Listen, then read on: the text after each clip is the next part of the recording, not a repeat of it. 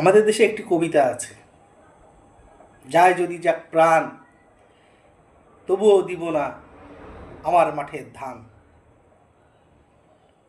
এই কবিতাটা সম্পূর্ণ ইরানের জনগণের জন্য যায়।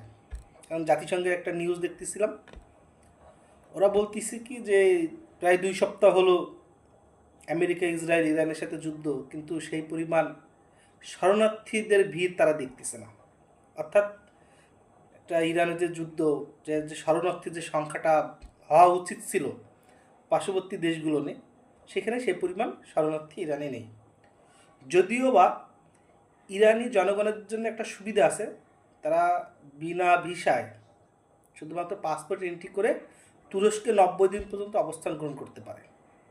এটি ইরান এবং তুরস্কের সাথে একটা পারস্পরিক কূটনৈতিক সম্পর্কের উপর ভিত্তি করে এই একটা প্রসেস রয়েছে। কিন্তু সেই তুলনাও ইরানি জনগণ তুরস্কে যায়নি।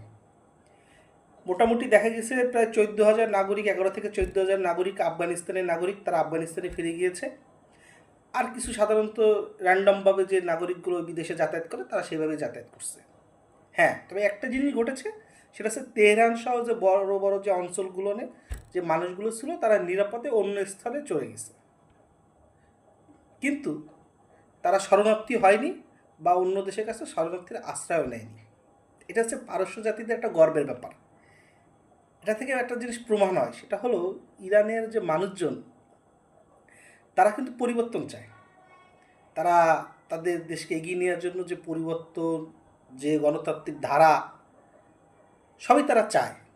কিন্তু তাই বলে আমেরিকা ইসরায়েলের কাছে হত্যার মাধ্যমে দেশের পালাবদল ঘটিয়ে ক্ষমতা হস্তান্তরের যে প্রক্রিয়া, এটি ইরানের জনগণ সমর্থন করে না। এটার দ্বারাই প্রমাণ পাওয়া যায় যে এই ইরানি যে জাতি, অর্থাৎ পারস্য যে জাতি, এই পারস্য জাতিকে কেন মহান বলা হয়। এই কারণে ইরানের প্রধান শক্তি হচ্ছে ইরানের জনগণ। আর প্রধান শক্তি যখন একটা দেশের জনগণ হয়, তখন সে জনগণ আর হারতে পারে না। আমেরিকা ইসরায়েলও ইরানকে হারাতে পারবে না। ভালো লাগলো ব্যাপারটা, আমার জাতিসংঘের রিপোর্টটা পড়ে ইরানি জনগণের জন্য আমার খুব গর্ব হচ্ছে আর কি।